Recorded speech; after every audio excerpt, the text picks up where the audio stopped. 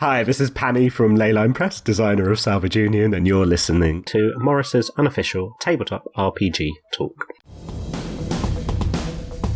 This week, Morrus, PJ, and Jessica count down the most anticipated RPGs of 2024, according to EN World Readers. In the news, Random House is a trio of licensed Dungeons & Dragons books. The dungeon-crawling dating sim Boyfriend Dungeon has a tabletop adaptation. Ars Magica is getting a definitive 5th edition, and more! Plus, a brand new sketch about using large words when a diminutive one will suffice. This week on Morris's unofficial tabletop RPG talk. This podcast is sponsored by Borfindel's Dwarf Spirits. Guaranteed to blow your head off. I mean, really. I've seen it. One sip and boom. I'm not entirely sure I see the point, but they seem quite popular. Anyway, order Borfindel's Dwarf Spirits now at the introductory price of 14 groats per gallon and get a pint of goblin spittle for free.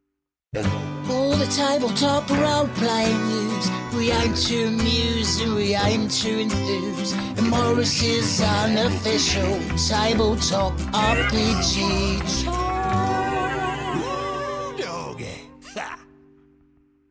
Hello, and welcome to Morris's unofficial tabletop RPG talk. I am Russ, aka Morrus, or Morrus, aka Russ, and with me this week is... Peter Coffey from the Southampton Guild of Roleplayers. Russ says that I am delighted to be here. And joining us also, we have someone who, although she appears on screen, she's not actually a virtual assistant, she's very much a real thing. Not just artificial intelligence, but also 100% genuine. It's the one! It's the only! It's me, Jessica from EM Publishing, debatably not artificial and debatably not intelligent. But there you go, I'm here to share my opinions.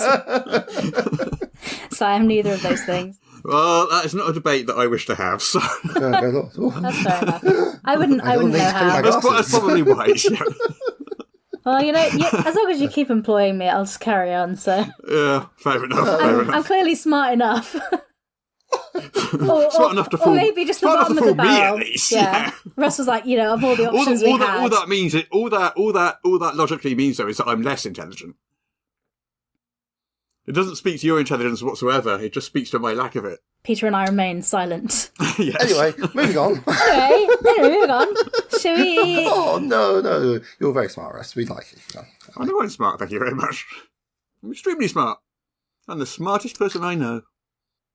I don't know many people. Okay. Anyway, moving on. And most of them are dogs. So. Indeed. Anyway, let's talk about some tabletop role-playing game Yes, let's news. read the news. Rooney. So, I've got some news. Oh, you do? About Ars Magica. Yes. Originally released in 1987. There's a fun factoid for you. So, it's currently on its 5th edition, and it's been on its 5th edition for a very long time. How long? It went through quite a lot of editions in the first kind of 10 years of its existence, and then just kind of stayed in 5th edition forever. Right. So it's been in 5th edition for a long time. And Ars Magica came out, like Jess just said, in the 80s. Been owned by 3 different companies since. Mm-hmm. Right. It was created by Lion Rampant. And then it got owned by White Wolf. And then it got owned by Wizards of the Coast. And its current owner is Atlas Games. Oh, yes, yeah. So Ars Magica it's set in this kind of mythical version of Europe. And general conceit is mages. It has troop play. I think it invented troop play. I'm not 100% sure. I think it invented troop play, so each player has more than one character. Yes. And uses different characters in each adventure depending on what's appropriate. As I understand it, essentially you have one wizard per tower. There's a bunch of towers, and then everyone else... A wizard might go off on an adventure, and everyone else plays their baldricks to basically come and help them and carry stuff and point your fingers and go, ah! Yeah. And also it invented this sort of verb-noun magic system, which has been used since, but Ars Magica invented it, so I can't remember the exact terminology in it. It's a bit Latin-esque, but it might be, say, I create water, verb-noun, create water, or, I destroy... something. Chickens. I'm running out of words. I can't figure. I destroy chickens. Something like that. Yeah. I destroy chickens. Yeah. Destructo poultry. No, I don't. Ontario. Anyway. And the character is called the Colonel. But anyway, let's carry on. Sorry, we're starting role playing already. But what news from Mars Magica? Yes, well, I was just, giving it a context for people who haven't heard of it. But there has been a new edition in the works for a few years. Mm-hmm. It's not. I think it's a little more like the sort of D&D new edition because it's still going to be called 5th edition. They're calling it a 5th edition definitive edition. Much like Pathfinder Remastered. Yeah, maybe that's the trend at the moment, isn't it? Yeah. Well, not to have new editions. No, just give it a different name, like definitive, remastered, and I still wonder whether Wizards are going to come out with a new name or not. I don't think they are, but we'll see. But anyway, this 5th edition reskin. Yeah, this 5th edition definitive edition of Ars Magica. Yeah. And I say that is the 5th edition of Ars Magica, not Ars Magica using the 5th edition system. It's not D&D. They're not making system. Just to clarify, it's the 5th edition of Ars Magica. Magica. Are involved. Yeah, when I saw the first press release, I misread it as that, and I was like, they're doing what? And then I was like, oh no, that's not what's happening. No. Lots of games have a 5th edition, Ars Magica being one of them. Yes. So this is revises and updates the text, adds new materials, got new art, new layout, and it's going to be hitting crowdfunding in fall 2024. So it's a while off yet. As a full hardcover book. It will also come with an open license. They haven't said which yet, but they're kind of leaning towards a Creative Commons one, but they haven't yet said which open license they'll be using. Maybe they're still looking over with lawyers and... Yeah, because that's the fun legal bit of making. Yeah. They'll probably end up doing Creative Commons, I expect, but we'll see. That sounds cool. I've not played Ars Magica. I hadn't actually heard about it until the press release came through to us at EM World. I've got it, but I haven't played it. Have you played it, Peter? Ars Magica? No, it's one of those games that I hear about, like Unknown Armies, where people say, "Oh yeah, it's amazing," or the Esoterrorists, and like, "You should play this game." I'm like, "Okay, run it then," and then I do not get to play it. It's like, oh, sad times. Oh, never mind. I'm hoping that running a role-playing game club, which is doing a whole pile of one-shots at the end of every month, there is a non-zero chance that something that I very much want to play will come up, and I will get to play it. Fingers crossed. Yes. Okay. Next in the news. Someone give me some news. Hilarious news from the world of AI. Ooh. Tell me. This week's weekly instalment of AI news. Go. Well, I wouldn't have to keep on talking about it if people just did a decent thing and stop making off with other people's work without their consent or recompense. Anyway, Professor Ben Zhao at the University of Chicago has released Nightshade, where the much anticipated program which one can run your art through. Glaze was a way to stop AI from stealing it in the first place. I don't really know if that's the right word to use, but that's what I'm going to do. Scrape. Let's use scrape. That's a nice word instead of steal, because I'm sure steal has a proper definition. So you can put down your keyboards and phones and stop writing to tell me that I'm using your word wrong. Yeah, so to stop AI, and so Nightshade, if someone is to scrape a piece of art which has been run through the Nightshade program, which, obviously would never happen, because that would only happen if you would like to scrape things that, didn't belong to you, then it will poison your AI program and cause it to create absolutely wild, hallucinatory things. Well, even more wild and hallucinatory, and confuse dogs and people and just make it even less helpful. You told us about this in October last year.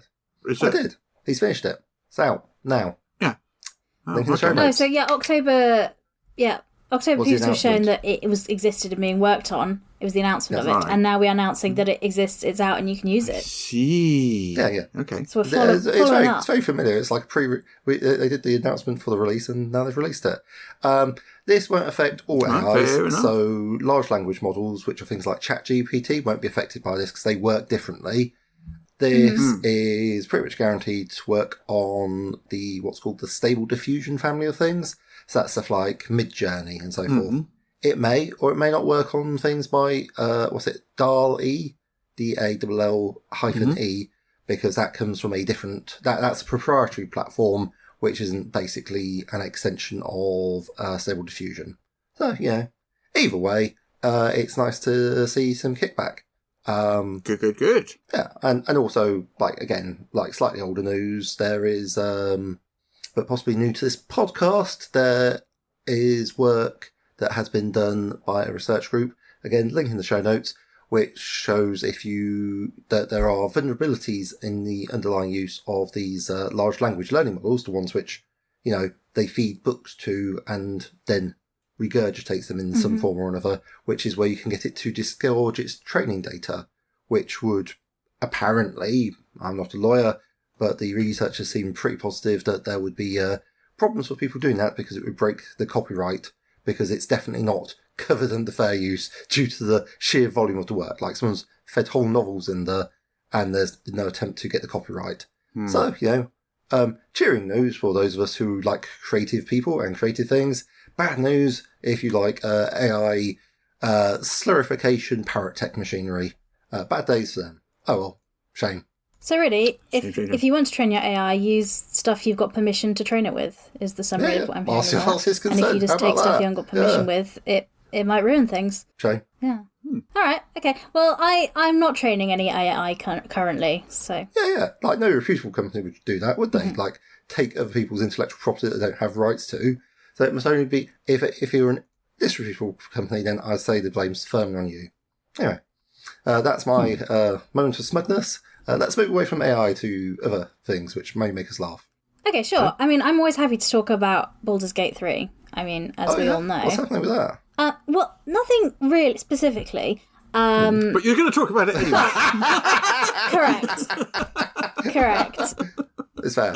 I mean, I'm still playing it a lot. I have 3 current playthroughs, 2 on my own time and 1 on my stream. But that's not what I'm talking about. What I'm talking about is if other people are also obsessed with Baldur's Gate 3 like me, and if you enjoyed the romancing the other companions element of the game, and you're like, I actually enjoyed that part of the game, there is another video game that you might like, and that is now being turned into a tabletop role-playing game. And it's called Boyfriend Dungeon TTRPG, which kind of sounds like another name for Baldur's Gate 3, but is actually its own thing. So there is a 2021 video game called Boyfriend Dungeon, and it is a hack and slash dungeon crawl, and it's a dating sim. So the video game's out there, but then so Kitfox Games have released an officially licensed adaptation of that video game into a tabletop RPG. So it's used as Powered by the Apocalypse, and it's exactly that. It's like a dating sim mixed with running around a dungeon, hack and slashing things. So it's very much. It's very clear what it is. If it's for you, if it's you. If it's not for you, it's not for you. But it is this. And it's a 50-page PDF. It's available now on DriveThruRPG for $8.99. And so, if you enjoyed that element of Baldur's Gate, that's what that is here. I just thought that was really fun. Just for the benefits of listeners like myself who are old-fashioned fuddy-duddies who know what a hack and slash dungeon crawl is, but who might be less familiar with the concept of a dating sim. Could you very briefly give us a thumbnail description of a dating sim?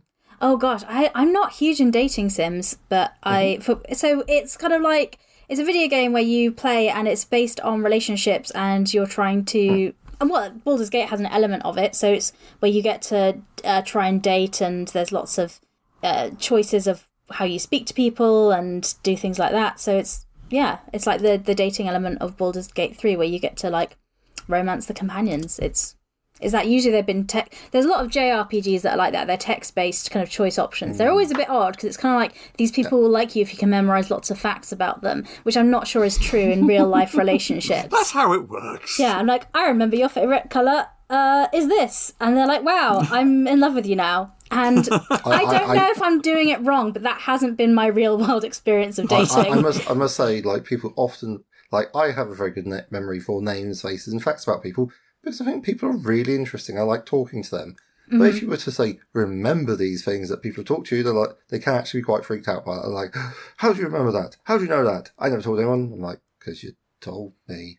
It wasn't like a particular, it's not like I'm sat there with like a piece of paper desperately swatting for a test. God, if I had a memory for that sort of thing for like other stuff, my life would be so much easier. No, it's just people. I just like, someone tells me stuff. I'm like, oh yeah, now I remember that fact about you. Good times. But anyway, so that's what a dating simulator is. So there's the RPG, TTRPG, and the video game version of that. And the RPG is called Boyfriend Dungeon TTRPG Life on the Edge. So I think it's going to be a thrill fest. If it's for you, it's for you. Because I know some people will be like, I don't like this game. And I'm like, well, it's not for you.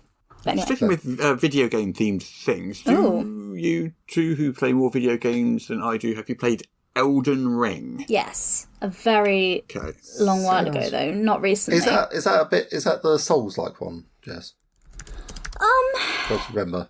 Like you're wandering around. It sounds familiar. Let me just double check. It's not Dark Souls if you're thinking it's... No, it's not Dark Souls, but it's like a Souls-like as in it's stupidly hard. It was 2022. I haven't finished it, so I don't know how hard that says it is. Maybe it doesn't have to be that difficult.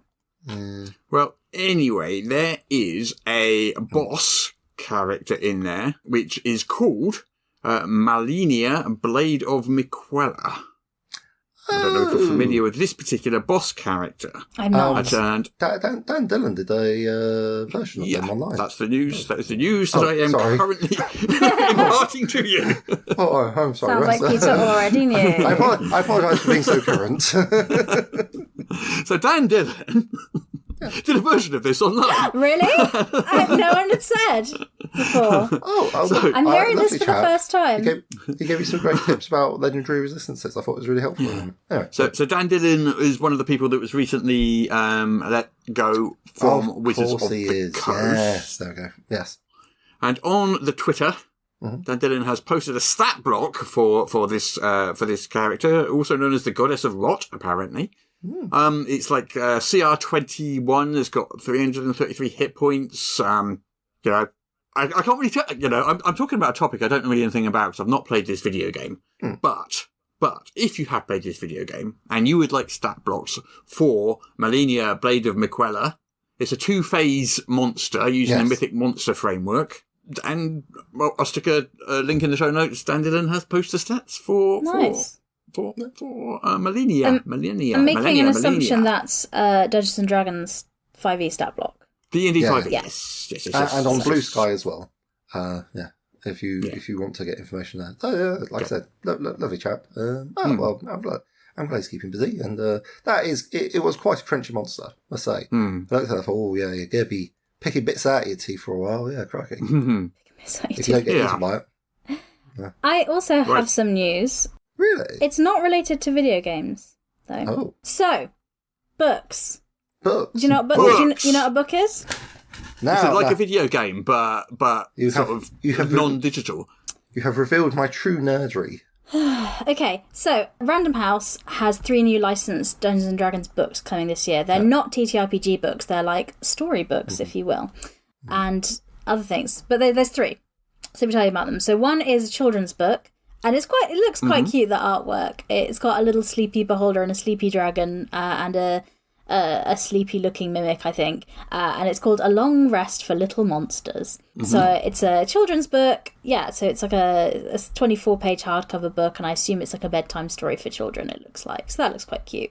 And it's $5.99, and it's being released next week on the 23rd of January. So so if you've got children and they're interested in you playing Dungeons and Dragons because they see you doing that, maybe that'll be of interest to them. Or maybe you're trying to indoctrinate your children to like role-playing games. Maybe this will be for you. Anyway. I don't think children need much indoctrination to like role-playing games. There is also, not for children, a cocktail and mocktail recipe book, which is Puncheons and Flagons, the official Dungeons and Dragons cocktail book. Puncheons and Flagons. Puncheons and Flagons. Yeah, it's like something Russ wrote. Cocktail called the Hand of Vecna. Ooh. Yes, that sounds a little esoteric, but yeah. So it's got 5 fingers, it's got 4 fingers or something in there. Yeah, it's got 75 Dungeons and Dragons themed cocktails and bar bites. So it could be something fun. I imagine this is a good gift for your game master sort of thing. But yeah, that will be coming out in August of this year. Okay. So yeah. And then the third book they're bringing out is Spelljammer. So Spelljammer Memories Wake by Django Wexler. Oh. It's the first solo Spelljammer novel for Dungeons & Dragons since 1993. Wow. Nice. That is a good pair of hands for it to be in. Django Wexler's a very talented author. Exactly. Nice. Yes, it's available for pre-order now. It's scheduled to come out in July of this year. So interesting. So yeah, so if you're a fan of the Spelljammer settings and enjoy stories there, this is what that is. So this is licensed. So it's not like when Wizards used to sort of bring out all those novels of their own settings and stuff. This is sort of like the Dragonlance ones, is it? That have come out. They're licensed. This is official Dungeons and Dragons product. Oh, right. Yeah. It is an official Dungeons and Dragons novel set in the Spelljammer universe. This is a proper author writing them. Like, it's not just some... Yeah, it's not like me doing it. What are you saying about Margaret Weiss and Tracy Hickman? By proper author, I mean in this case, like they are an author with an established track record of books from outside of the role-playing game industry. I see. I'm not touching this conversation with a push button.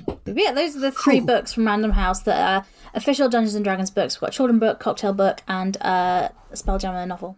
Great. Great. Okay, Sue, do you remember Green Ronin announced Valiant Adventures RPG was coming to Kickstarter? Which one, sorry? Green Ronin announced the Valiant Adventures RPG. It was a superhero. Yes. From Valiant Comics. I do remember now. So we made a joke about Tales of the Valiant, and yes. Yeah. Yes. Oh, yeah. What further news? It's coming to Kickstarter January 23rd, which is like a week away, 2 weeks away? Next week. Okay. It's literally Tuesday. But you can already download a quick start if you want to check it out in advance. Ooh. So you can grab the Valiant Adventures RPG Quick Start. It's powered by Mutants and Masterminds game system. It's a 39-page full-colour PDF. Yep. Have you downloaded it? What's it look like? It's on Drive 3. I haven't downloaded it, no. I'm having a look at it now. I'm just reading the press release. So. Okay. It has got a Welcome to the Valiant Universe section, a step-by-step guide to role-playing, intro to the game system, a starter adventure called Regeneration, where a group of young Psiots uncover shocking truths about themselves and the world they thought they knew, and then a bunch of pre-generated characters. Okay. Nice. I'm going to get it now. Check that out. Well, I'm gonna add it to my library on Drive-Thru-RPG on my account. Alrighty. That's kind of the news. It has been a light news week. Wait, I might have something else. Ooh, you have more. No, I just lied, actually. You don't. No, I just lied. Sorry, we've already talked about it. Well, I do have some news, but I think this will be the topic of the week, because you ran a poll asking people what they are most excited about in 2024 in terms of tabletop role-playing games, and they told you. So now we have a list of top 10 most anticipated tabletop RPGs for 2024. So that should be the thing that we talk about that in a minute then, shall we? Let's do it. Huzzah!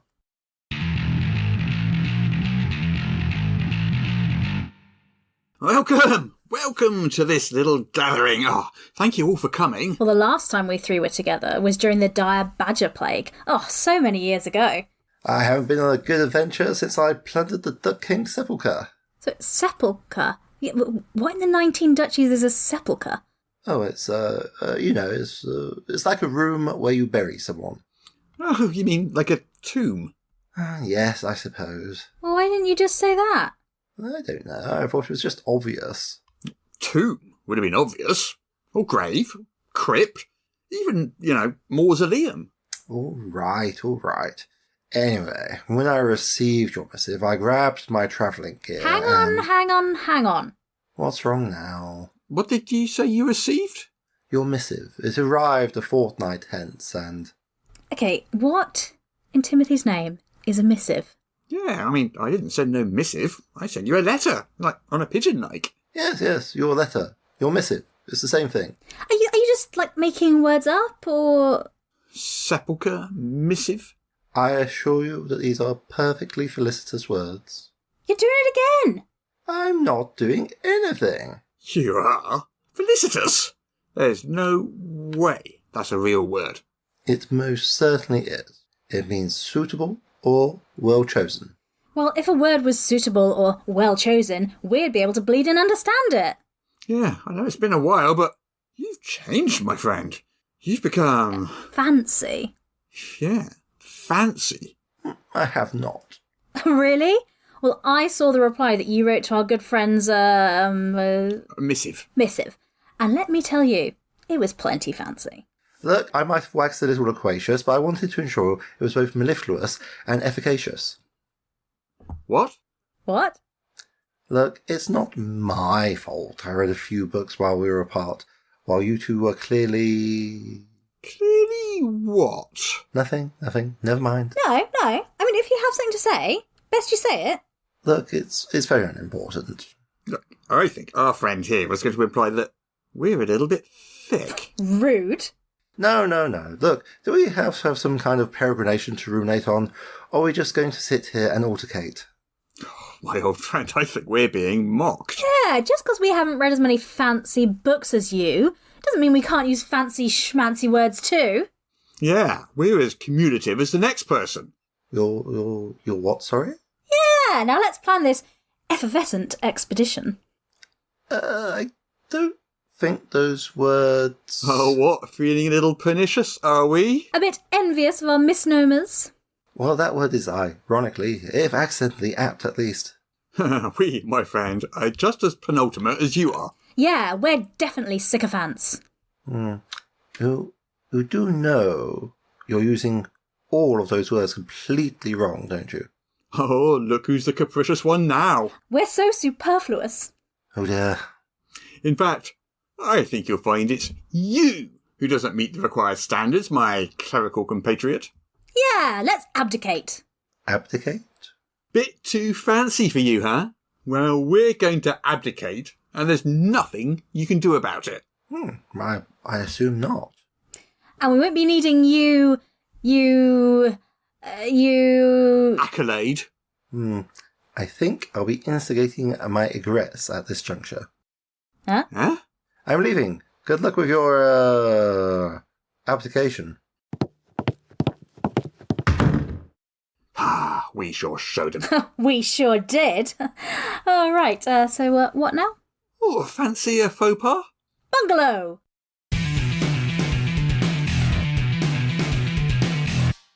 Malach the Maleficent here. If, like me, you're enjoying this podcast, please consider subscribing on Patreon for exclusive bonus content every week and the warm, fuzzy feeling of knowing you are helping to keep the show going. Subscribe at patreon.com/Morrus. There, I said it. Can you stop staring at me like that now? The things I do. All right. Don't forget, patreon.com/Morrus. Can I go now?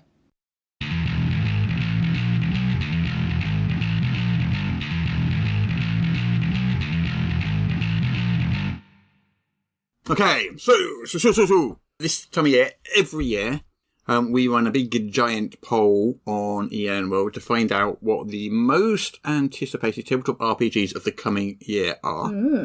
We've done this since, I think it was 2013.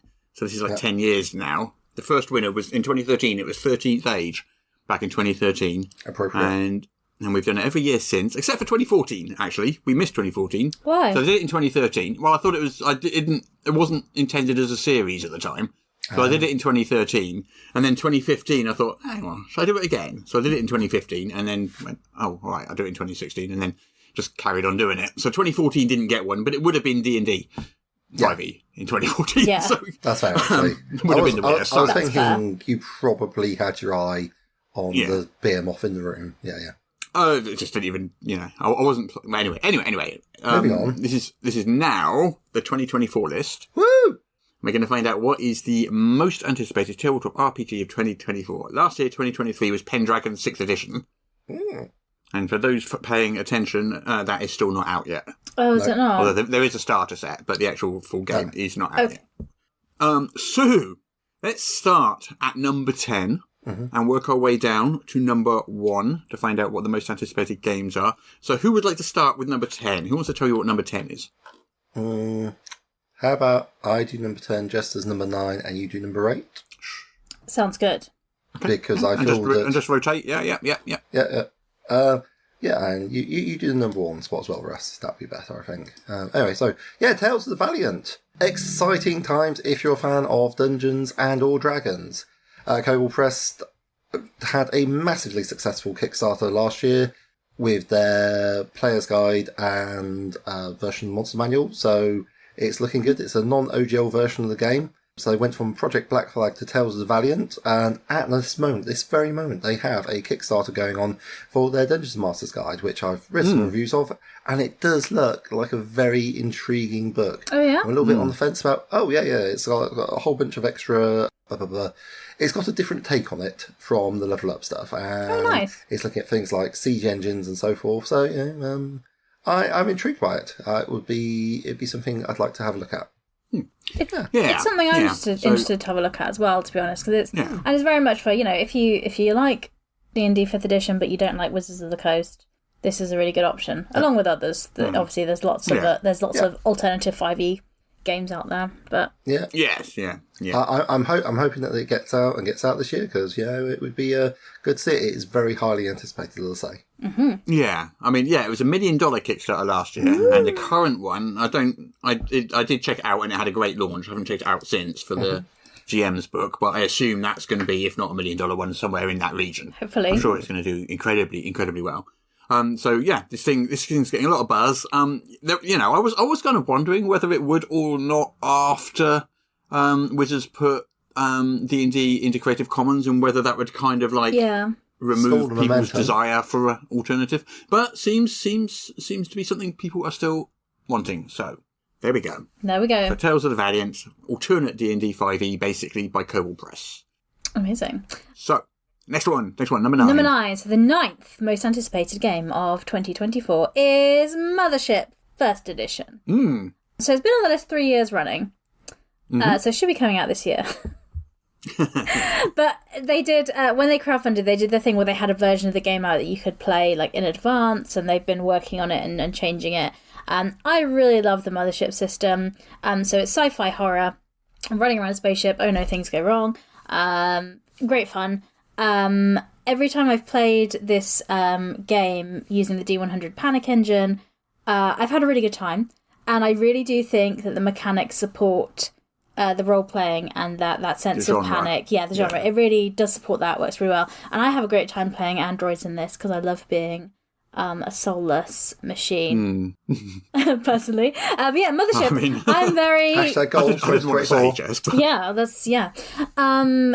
Yeah. Just lose my soul completely. Yeah, I really like Mothership. I'm also excited for it, so I'm not surprised it's on the list 3 years running. I think it's a really good game. So it's just kind of... I haven't actually played it myself, but it's basically Aliens, is it? You can play it that way. It's only sci-fi horror type. Yeah. The Aliens very inspired. I'd say that's really fair. Yeah. I thought it was... Hopefully it will come out this year, because like you just said, it's been on the list 3 years running, so... I thought it was out 2 years ago. I was so excited about it. Well, there are editions out that you can play. Mm-hmm. But I backed a Kickstarter for it. Yeah, there are editions out that you can play. This game has not been released yet, so it's a shame. But I look forward to seeing Mothership 1st Ed come out. That would be good. Mm-hmm. Brilliant. Right, number 8. Second appearance on the list, because it was in the list last year. It was at number 10 last year. It's risen to number 8 this year. Oh. After a big old, nearly $2 million Kickstarter, Monty Python's co-curricular medieval reenactment program. So, I don't know what to say. It's Monty Python. It's a rules-like gaming system. It's got a little mini game with catapults. It's got coconut dice rollers. It's the Monty Python role-playing game. And if you want to play with... I mean, some might argue that many D&D games are the Monty Python role-playing game as well, depending on the group. But this is the official Monty Python role-playing game, and they made quite a splash when it went on Kickstarter. Yeah, and people have been looking forward to it for 2 years in a row. So hopefully this year it's going to come out. I can't remember whether I backed that Kickstarter or not. Did I? You did. Did I? I can't remember. You did. I just you heavily for it, and continue to do so. Okay. In that case, I imagine I will get it at some point then. I think we shall look forward to it. Yeah. Okay, so that was number 8. Oh. So, number 7. Peter, would you like to tell us what number 7 is? I can tell you what it is. I can tell you my best surmise about it from the name. It's called Daggerheart. It's from Darrington Press, which are, of course, the Critical Role people. Yes. They say it's going to be a fresh take on fantasy RPGs designed for long-term campaign play and will have a rich character progression. Yeah. So, I don't know much about this at all. I do know it was previewed at Gen Con 2023. but I couldn't tell you anything else about it. I know you can like sign up to get in on the on a newsletter to get more information and get a look at play tests and stuff, which are going to come out at some point. Yeah. But I don't know much about it, I've got to say. They haven't. They haven't started the Crush machine. Yeah, they haven't started it yet because it was all about Candela Obscura last year, which I have a copy of, and I'm going to play later this month as well. Yeah, I mean, I think the two games, Candela Obscura, which came out last year, like you just said, was kind of designed more for short games, whereas this is designed for long, epic campaigns, as far as I can make out, and it's fantasy. So I'm guessing it's. I mean, is it D&D-esque? I don't even know if it is. I'm guessing it is. Well, goodness knows. I will say that some people that I've seen writing with my own eyes, I've seen them writing that they spent what I estimate to about 112 hours just to warm up their game of D&D before they can get properly started. I'm like, that seems like almost 3 working weeks of role-playing sessions before you actually start your game. And that seems like a long time to me. So, I don't know. I'm hoping they mean that they're going for the high-level play, but that was not the tone I took. So there is clearly a market out there for people who like ultra-long campaigns. And maybe this will be it. Certainly, I'll be interested to see how it is a original system and new fantasy TTRPG. Yeah, it'll be good. Yeah, always nice to a fresh take on fantasy RPGs. It's like, okay, bring it on. And with Critical Role behind it, it'll be popular, I imagine. Do you think? Yeah, maybe. Well, again, Candela Obscura, how has that taken off or not? I'm not sure. What do you mean by taken off? Well, I don't know how it is in the Critical Role fandom. Outside of it, people are, as far as I can make out, amongst various indie designers whose conversations I occasionally have a nosy in as I wander around the internet like a cat searching for a bowl of cream. Yeah, it's like, it's okay. Like, it doesn't seem like it's groundbreaking, but nobody's reported anything terrible, no one's reported anything great. I think we're just waiting for actual plays and more reviews to come through. Not really on my radar, to be 100%. Oh, yeah. We've actually got a review on EN World today. Yes. Amazing. By Andy Peregrine. Yes. Yes, yeah. Who you will know as an industry veteran, Dune, amongst the many credits to Andy's name, has written a review. I obviously haven't seen the game myself, but he has a couple of reservations, but he says it's smooth and simple with a focus on character and investigation. Candela Obscura, that is, obviously not Daggerheart. Yeah, nothing about Daggerheart. I have Candela Obscura as well, and I would agree with that. Like, I think in terms of the industry, there's nothing in here that's completely groundbreaking about the core system, but I think if you have come from D&D and that's the only thing you've played, and then Critical Role has put this out, so you've decided to go from it, I think this will open you up to, there's other things, huh? Is it Blaze in the Dark? But influenced by... It's not completely Blaze in the Dark. It's not a Forged in the Dark clone. It's its own thing. It's Blaze in the Dark-esque. Okay. It's influenced by... There's a lot of different games that they can take influences from, whether this results in a delightful melange and spicy game, or whether it results in a horrible parboiled mess. It certainly seems to be going towards the interesting mix of spices. It's a D6. You'll love it, Russ.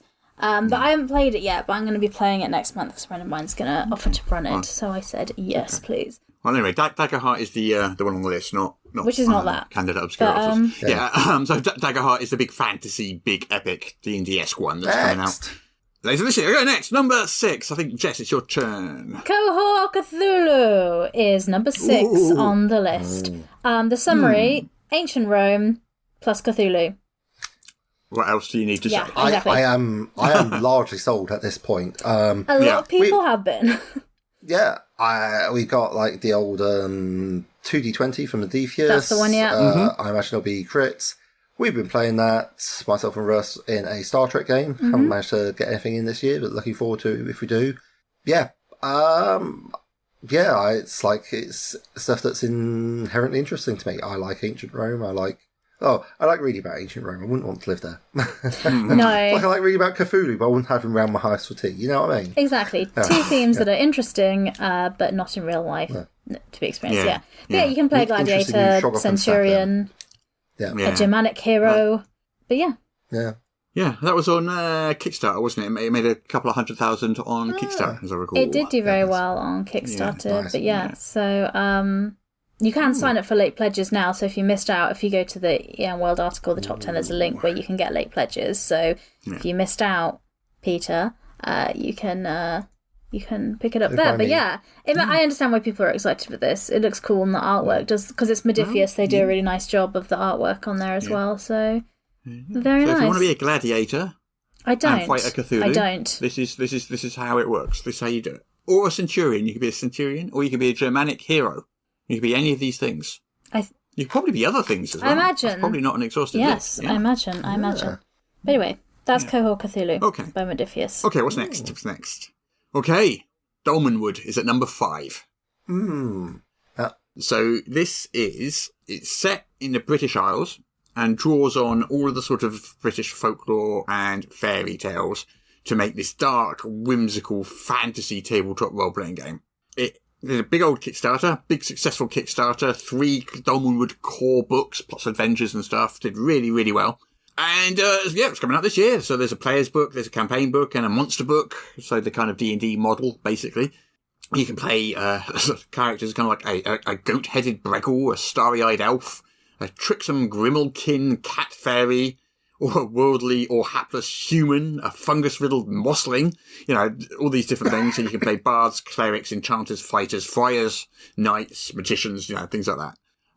It's fun. Looks fun. I always love the sort of dark kind of European and British fairy tale stuff. Yeah. It is often quite dark. So I kind of like that idea. So I'm interested in this, definitely.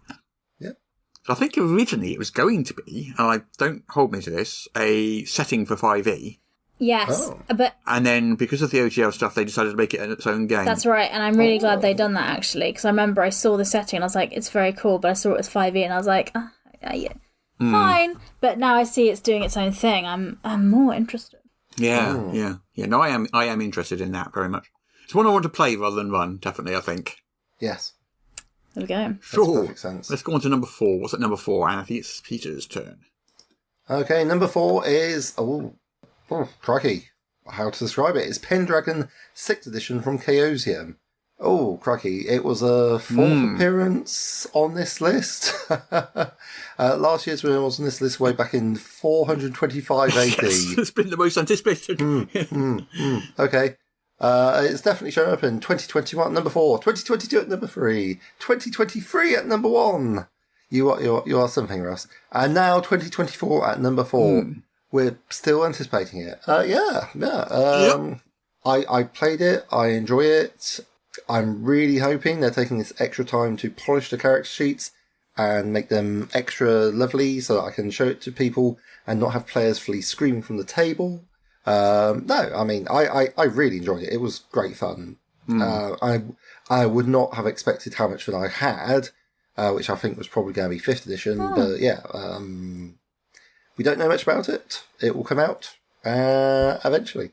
Yeah, it's one of these games that's right. It's been on the radar for 4 years. Yes, been on the list 4 years in a row. Yeah. I've been around, basically, like, Pendragon 6e has been around in the conversation for a really, really long time. Yes. But still, as of yet, we haven't even got, because I was trying to look for a graphic, because for each of these, I've got logos and graphics and, like, from the books. There still isn't a picture of it, like a cover of it, or anything like that. Yeah. Like, after all these years, it's bizarre. Oh, I mean, maybe I just had to snip a bit of art from the starter set and just use that instead. Well, I mean, what's it? People have said Greg Stafford invented it, has the perfect role-playing game in its 1st edition way back when. I mean, I've never played it in 1st edition, so I don't know. But it's certainly spoken of in Hush Tones. Maybe they're just feeling a lot of pressure to make it as polished as it possibly can be. I guess. But we haven't seen any, like, playtest documents come out, as far as I'm aware. We've seen the starter set. Set, okay.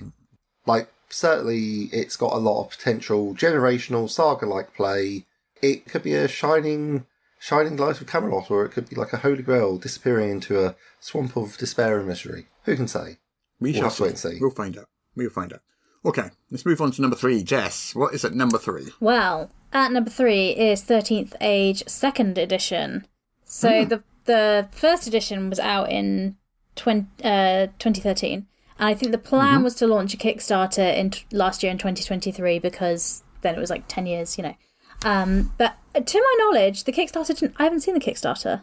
No, it hasn't appeared. It hasn't So it must yet. be coming to this year. Last year, actually, in May of 2023, I spoke to Rob Hensu on Not D&D to come and talk about the game, because it's technically not D&D. It's a D20 system, but, you know, technically not D&D. So we talked about it then and their plans, so you can learn a bit more about it there in detail. But, yeah, I imagine the crowdfunding must have been shifted back to 2024. I know they're playtesting it currently. On their website, there is a link, if you're interested, where you can sign up to be contacted about playtests, if that's something you're interested in. But I guess they're still working at it. Yeah, it's their second appearance on the list as well. It was on the list as it was number 3, third most anticipated last year. So same position last year. Holding the excitement. So people are still anticipating it. Yep. I'm incredibly excited by this. They are moving away from races, talking about kins and heritages and so forth, which sounds good. Not seeing a discussion of cultures and so forth, so not quite 100% there as far as I'm concerned, but yeah, plenty of time to play for it. And yeah, they're doing a lot of revamping, and they're redoing the advice, which was pretty good the first time around, but they say they only got about half of it right, so yeah, they know the game a lot better. They're promising, of course, backwards compatibility with all the previous books, and that is an absolutely huge point. Very pleased for it, because it means all the 13th Age stuff I've got will stay relevant. Yeah. So yeah, this could be exciting. Could be very exciting. People are excited. I'm excited. Ooh. But I need to see more. I've been hurt before, Jessica. I've been hurt before. I understand. Well, I'm guessing the Kickstarter is imminent. It must be. I haven't had a press. Yeah, I haven't had a press release or announcement about it yet, but No, neither. but we'll I've not heard a thing. But we'll be ready and waiting. Yeah. I'm sure look forward to it. okay, number 2. Is it my turn? Or your? Okay. It's my turn, isn't it? Yeah. well. Number 2, Free League are back. Free League are always on this list. They're always Free on League it. always do really, really, really well. As usual, Free League are here, and they're here with the Electric State role-playing game. Yeah, I mean, if I can just interject, Russ, that cover I think that's a proposed cover, yeah, that is certainly a sight to behold. For listeners at home who may not have seen this, essentially, I'd like you to imagine an elevated highway, if you will. One of those big old carvings on concrete pillars. It's going across, it's going round, it's going down. Slumped across it, which is a distance of some 50, 60, maybe even 80 foot up in the air, is what looks to me like a slightly off-brand giant animatronic Sonic the Hedgehog. And when I say slumped across it, its feet are on the floor, its chest is halfway across the middle of this highway, jetting out smoke, and there's a very battered-looking creature sort of slumped over it with giant cartoon hands, revealing a mecha skeleton underneath. It's incredibly evocative. It's in that beautiful style that they've used before. Struggling to remember the artist's name. Simon Stallenhag. Yes, in that Simon Stallenhag style. Yes. Yeah, beautiful stuff. Beautiful. Yeah. So this is an apocalyptic alternate 1990s. It looks really atmospheric and stuff. And I mean, we have talked about it on the show before, but basically you got all these like the wrecks of all these giant sort of mechs is the wrong word, but giant machines. Yeah. But some of them have wheels and they're giant ducks and things, and it's all sorts of stuff. But they're all kind of a bit whimsical looking and cartoony, but obviously they're deadly and horrible as well. Sort of in that kind of like that valley between like deadly and creepy and cute, if you know what I mean. Creepy and cute in between those two things. World War III, but very dangerous. Absolutely, and it looks really cool. But then they always World does. War III whimsy. So what a tagline! They always look whimsical and cool. World War III whimsy. Yeah, well, let's go. You can have that if you're listening Free League. You're welcome. Let's go. Yeah, I mean, obviously Simon Stallenhag's art books. What prompted Tales from the Loop, Things from the Thud, and there's the Electric State. You know, there's 3D work with Simon Stallenhag a lot, make games based on his art. Strong. Cool. Yeah. And then we have the number one. Should we do a drum roll? That was number 2. Number 1, drum roll. Please, Darryl. Insert. Oh, yeah. As amazing as Peter's drum roll was, maybe we'll go for a sound effect. This one, third appearance on the list, announced a couple of years ago. This is a variation of Shadow of the Demon Lord. It's a kind of family-friendly version of it called Shadow of the Weird Wizard by Rob Schwab. Yeah. And people have been talking about this for a couple of years, 2 or 3 years. It was on the list in 2022 at number 7. It was on the list in 2023 at number 6. It's now at number 1 in the list. It's now the most anticipated TTRPG of the coming year. It is. Well, it's crowdfunded in September of 2023. Yeah. Successfully. Very successfully. And it's due to ship out to backers in August. It made nearly $500,000 as well. It did very well. Did very, very well. And it's due to ship out to backers in August of this year. So it will be a release of this year, which is nice for the list. But yeah, it's exciting. I also had Rob on Not D&D Show last year, so there is an episode where he goes into more detail and talks about the difference of between Shadow of the Demon Lord and things like that. So you can listen to that if you want to listen in more detail. Yeah. So this is a fantasy role-playing game, and you play characters who explore the borderlands, and you're making them safe for the refugees escaping a doom that has befallen the old country. And there's this weird wizard who's made all these monsters to roam the countryside, and there's kind of like cruel fairies and undead and old ancient evils and stuff. So it looks kind of fun. It does look kind of fun. And, Shadow of the Demon Lord was critically acclaimed. A lot of people love that game. Yeah. So I imagine this is going to be equally awesome. Yes. So, congratulations to Rob Schwab. And that is the most anticipated game of the upcoming year, Shadow of the Weird Wizard. Yeah. Thank you to everyone that voted and nominated and helped make the list. Interestingly, 50%, 5 out of 10 of these games have been on the list before. Half of them have been on the list before. It is interesting. Shows some of them 3 or 4 times. Shows RPG fans are willing to wait for something good. Shows that they can anticipate for quite a while. Well, I guess there is one question that I must ask on behalf of the listeners. Yes. Which is, which of those are you most excited by the prospect of? Which am I personally most excited about? Yes. Oh, good question. Dolmen Wood, maybe? Okay, yeah. Yeah, Dolmen Wood, from a I want to play it point of view. Dagger Heart from a I'm really interested in what they're doing point of view. Yeah. I think. Yeah. For me. What about you, Jess? I think it is Mothership for me. I really enjoy every time I play that game, and each time I play it, there's a slight tweak to the mechanics, which has made it better. So I'm intrigued to see the final version of it. Okay. And Peter, what would be your call? Personally, I'm going to say 13th Age 2nd Edition is the most one I'd be most excited to play and probably run. Yeah. And professionally, I think Tales of the Valiant is going to be massively influential. Yeah. So I really want to see it, and I look forward to them bringing out lots of little interesting ideas, which I will strip down like it was Lego and have a chew on. You can homebrew and hack. Don't chew on Lego, Peter. But it's so tasty. It's not good for you. It's non-toxic, I'm pretty sure, at least. It's probably not good for your teeth. Well, you know. I wouldn't have thought. Replace them with Lego. It'll be fine. I'm not an expert, not having tried it, but Do not take advice on dentistry from Morris's unofficial tabletop RPG talk. We are not qualified dentists, and any resolutions that you may have taken from us should be considered completely non-binding. Yeah. So don't replace your teeth with Lego, is what we're saying. And on we're not saying you shouldn't do it either, because we're not offering any advice. Because that's medical advice too, as well, isn't it? So we're not saying. Remember, Kid, we are not saying do not replace your teeth with Lego. We're not saying it either. Look, we're not telling you what to do. Shall we? This is descending into madness. If you want to replace your teeth with Lego, you go ahead and do that. Live your dream.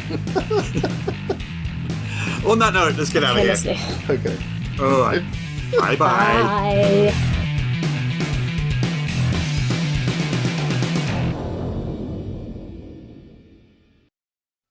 Apparently I now have to read this to you. This is the official podcast of Morris's unofficial tabletop RPG news, which you can find at enworld.org. You can find show notes at morris.podbean.com or wherever you found the podcast. If you feel like they deserve it, you can support the show on Patreon. In return, you will receive exclusive bonus content. Just go to patreon.com/Morrus. If you're interested in his babbling nonsense, you can follow @Morrus on the Twitter. Send your emails to morrispodcast@gmail.com. Not all of your emails, just the ones you want us to see. That's it. I'm bored now. You can go away. Shoo, off you go. Goodbye. Get out of here. Yeah, let's abdicate. Abdicate? Oh, a bit too fancy for you, huh? Well, we're going to abdicate. Russ having a great time at his own jokes that he wrote mere hours ago. Minutes, Jessica. Don't credit me with that much preparation. Well, I assume at least an hour ago. Because we've been recording this for about 45 minutes. So I assume you wrote it, had a cup of tea, and then started recording. Well, yeah. Right, probably. Right, here we go. Bit too... Oh, sorry, abdicate's just too funny. Oh, it's the correct use of the word. That's what that means.